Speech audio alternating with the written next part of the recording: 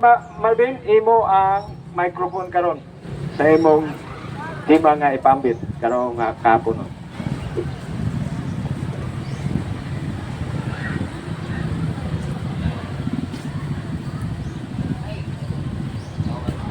Salamat kayo sa atong talahoron nga Safety Catholic Faith Defender Joe Jose, no? Jose Joe. O diya, sa atong mga kauban sa buhat,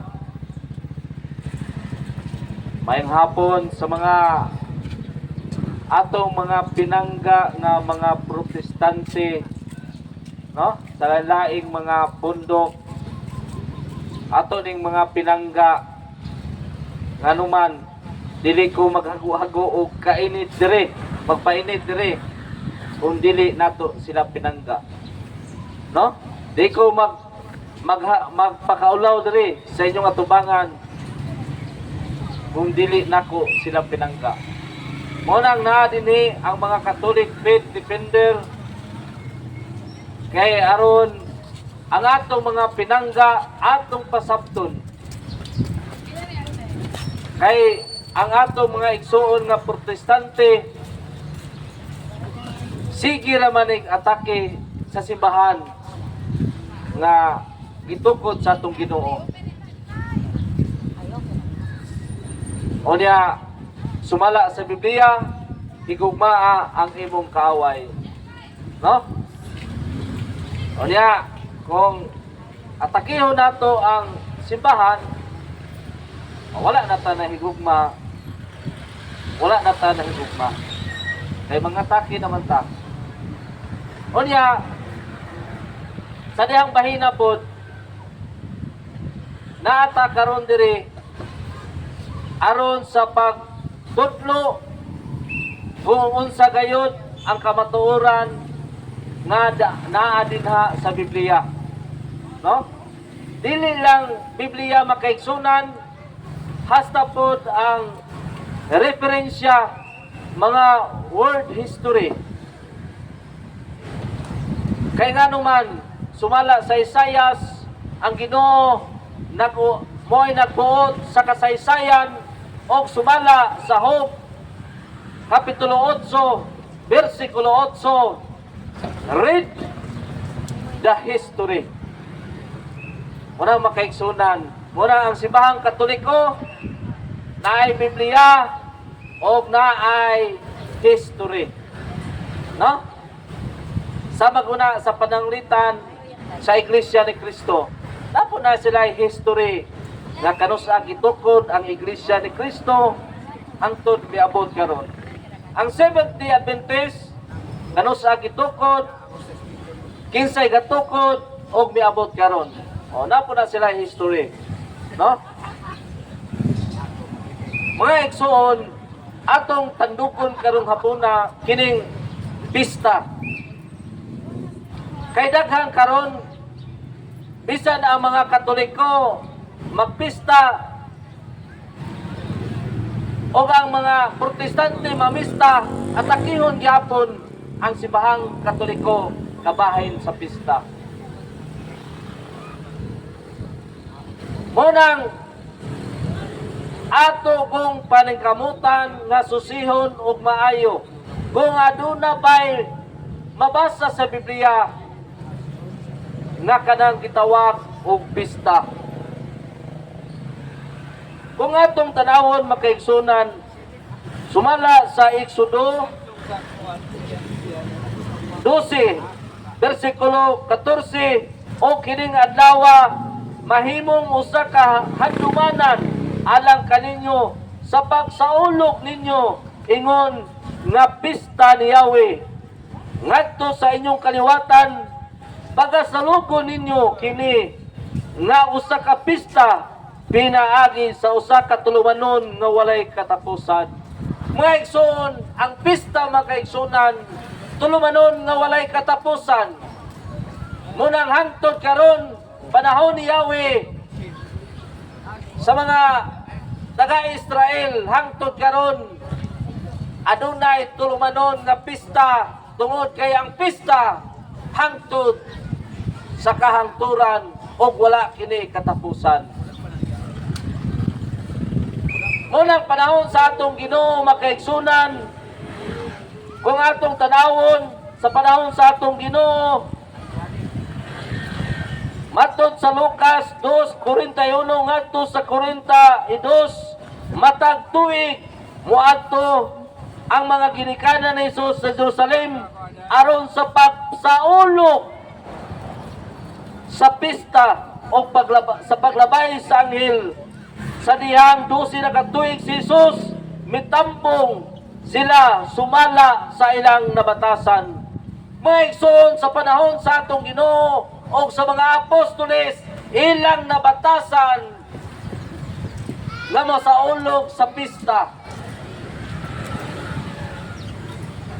O sumala sa Exodo makaigsunan ang pista walay katapusan. O sumala sa atong gibasa makaigsunan matag tuig ang pista makaigsunan. Mo nang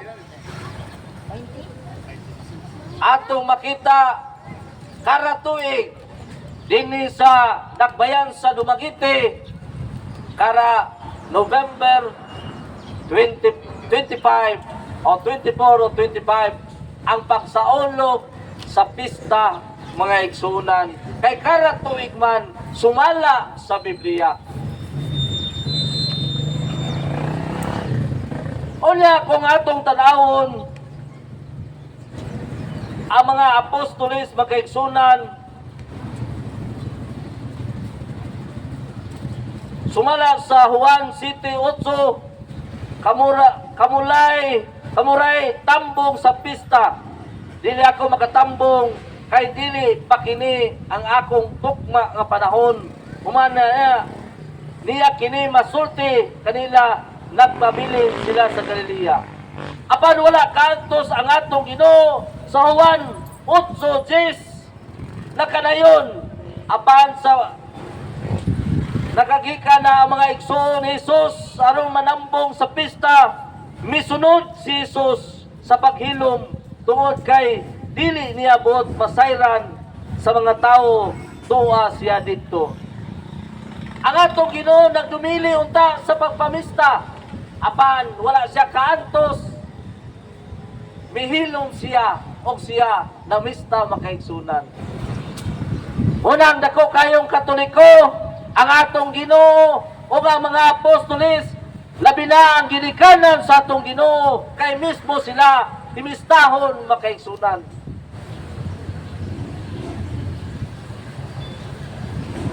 Unya karon sumala sa Biblia karatuig man, munang karon atong mga tagamtaman ang matag tuig adunay pista. Unya sumala ni San Pablo makaigsunan sa unang Korinto 5:7 ngadto sa 8, busa kuhanin niyo ang inyong daan nga mga sala nga daw sama sa patubo aron mahimo kamong hinlo o bag-o. Ang tinuod luwas na kamo gikan sa nining patubo kay si Kristo gihalad alang kanato sama siya sa kanilong gihalad sa panahon sa pista sa paglabay sa mga anghilita. Usas sa ulugon nato ang pista ug mukaon kita sa pan nga walay naandang patubo. Una makaigsunan kini si San Pablo usa man ni kapare Roma 15:16 si Pablo nagalagad nga pare o siya nagsaulog sa pista. Unsa mayang gisaulog ang pan nga walay patubo. O kana ang makaigsunan sa atong simbahan ang pista mo gyapon usab magsaulog ta sa pan nga walay patubo. Kay nganuman sa dili pa ang lamisa, unahon mato ang misa, diha sa misa, diha nato ang mga matagamtaman ang lawas sa atong Ginoo ang lawas nga pan nga walay patubo. Diha na to matagabtaman ang pista makaigsunan. Kung atong tanawon, sumala ni San Juan 17 Gs, ang tanan akuha imo o ang tanan imo ako usab o gipasindunggan nila ako.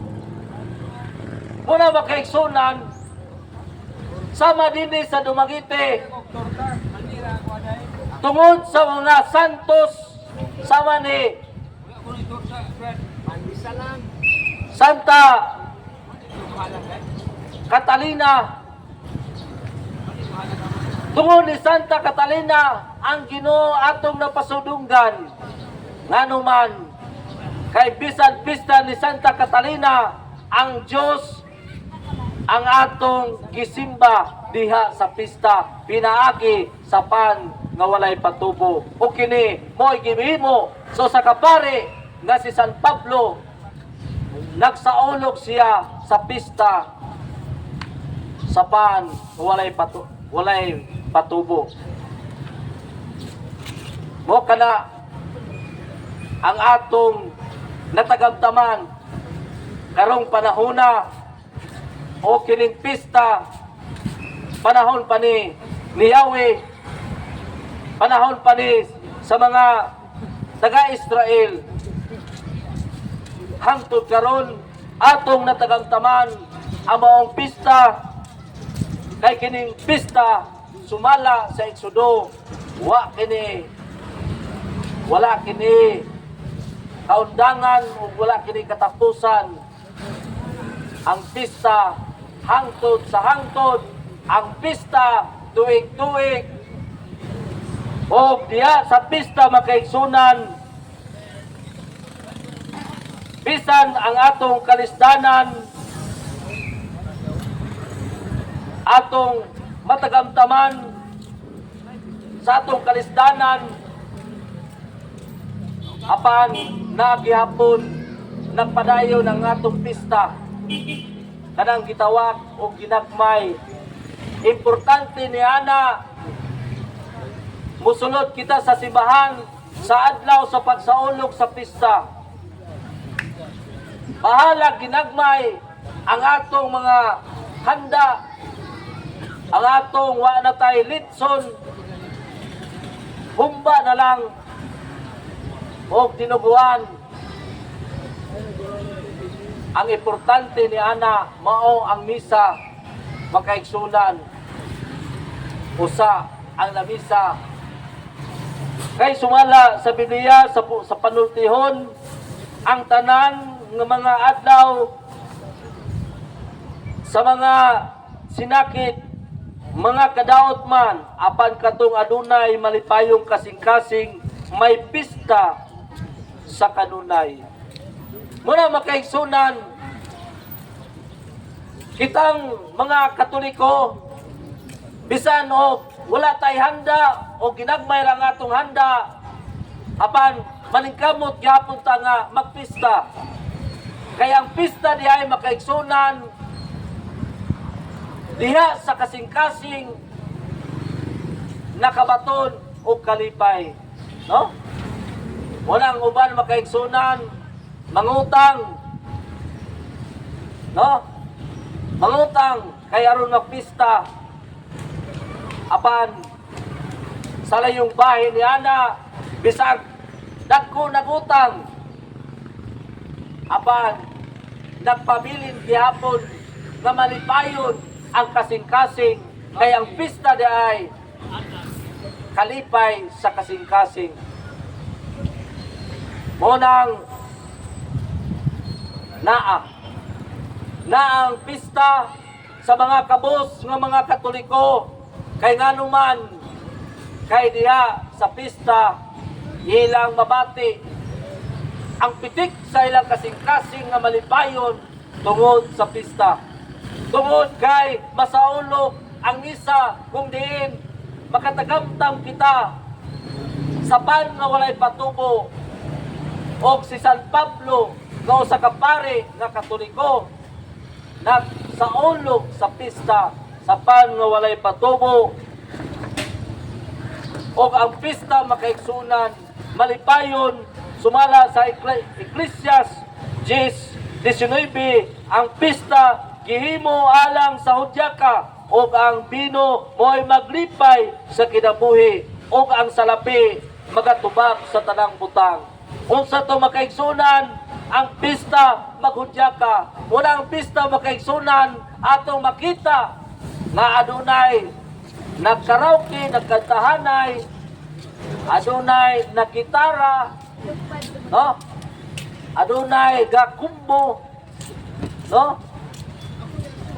Muna makaigsunan. Unya naay pino. Oh, di ba?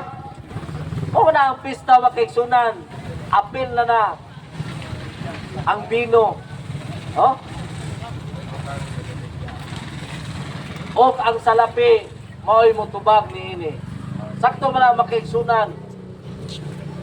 Kaya ang salapi mo'y mutubag kay mopalit magkaglamas. Mopalit kang litsunon.